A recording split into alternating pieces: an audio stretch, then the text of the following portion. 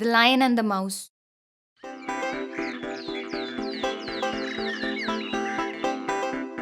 Minky Mouse jumped as her oven suddenly went off with a loud ring. I think my chocolate cheese cupcakes are ready, said Minky as she pulled out the fresh baked treats. They smell perfect. All I need are some juicy berries as toppings. But when she went up to her larder, she found she was out of berries. Oh no! There are no fresh berries.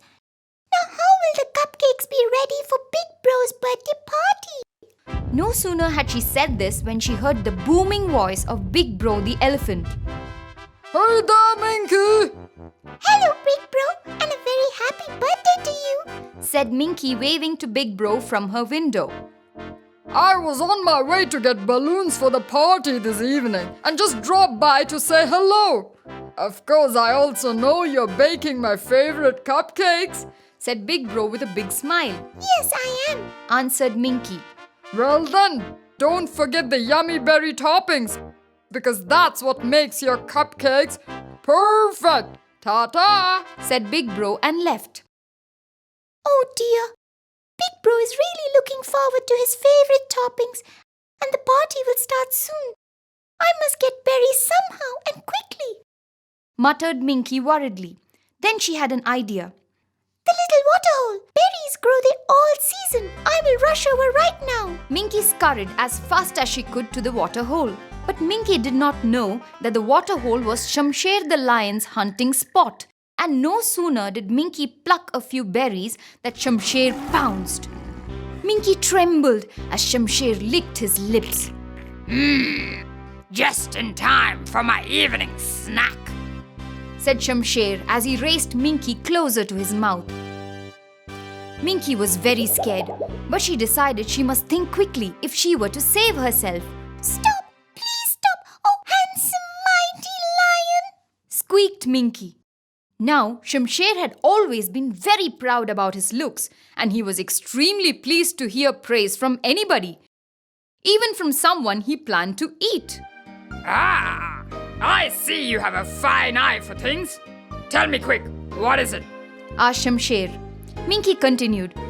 Please don't eat me, oh great one. I'm too meek and tiny to fill your stomach. Let me go, and I promise that someday I will help you.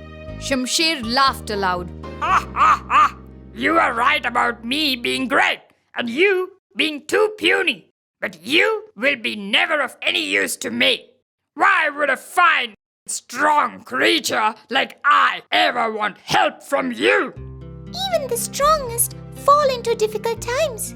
Please let me go now, and I, Minky, promise not to forget your favor. Shamsher watched the little mouse a while and sighed. All right. Go on then. Run for your life before I change my mind. Go. And he let Minky loose. Oh, thank you, O generous Shamsher, said Minky and ran home as fast as she could. Cupcakes in hand, set off for Big Bro's house, which stood in the middle of the coconut grove on the far side of the river.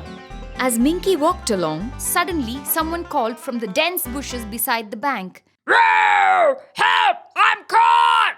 Minky peeked through the bushes and saw Shamsher trapped in a hunter's snare. A huge prickly net of thick rope covered him entirely, and the more he tugged at it, the more it tightened around him. Shamsher spotted Minky and called, Minky! It's you! Oh, I'm glad someone heard me.